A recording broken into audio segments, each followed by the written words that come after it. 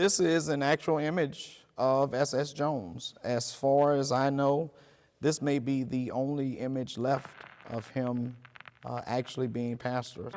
He was the son of slaves, born in Tennessee, who came to Oklahoma Territory during the land run.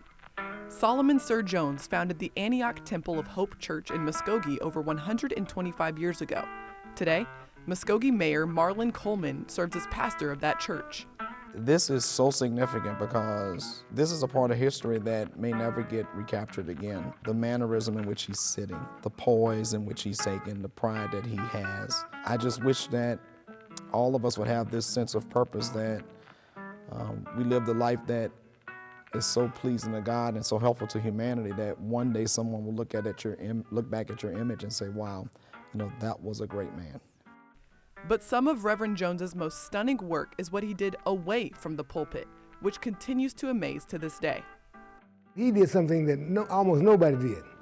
He got his hands on the camera, and he, for some reason, felt compelled to document African-American culture and history with that camera.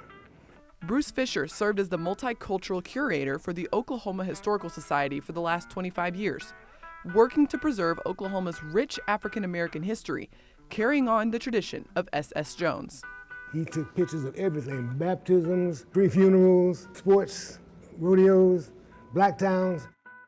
He was a pioneer because he attempted to do something nobody else was doing. He was influential. He knew preachers, he knew doctors, he knew lawyers. It was a big deal, a huge deal for people, for black people, to see themselves on moving pictures. Jones was a fierce proponent of supporting black institutions. He worked to establish churches, businesses, schools in all black towns, but used his film camera to take it a step further and document everyday black life in Oklahoma and throughout the South. The historic footage was almost lost and forgotten, but in the mid-2000s, an antiques dealer came across canisters of old films stashed inside the walls of a property he owned in Tulsa. Langston University historian Curie Ballard, who passed away in 2014, heard about them, realized their significance, and acquired the films to preserve as part of Oklahoma history. What was discovered on the 6 hours of film footage is truly a treasure. 29 silent black and white films documenting the thriving African American communities across Oklahoma from 1924 to 1928. The footage is considered to be the most extensive film records there are of Southern and urban black life at the time. The films provide a rare glimpse into 1920s black Oklahoma. There's the Juneteenth celebration in OKC in 1926.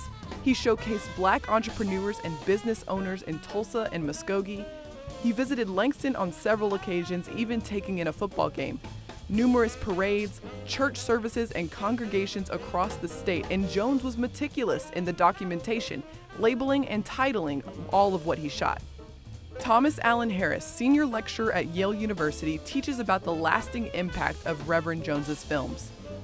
For many students, the Reverend S.S. Jones material is the first time that they've actually seen any kind of documentary footage of African American cowboys, of African Americans who were in the West, in Oklahoma, who had oil rigs on their land. So we're seeing the world through this particular lens, this African American businessman, religious leader, civic leader who had the foresight to understand that it was really important to document this history.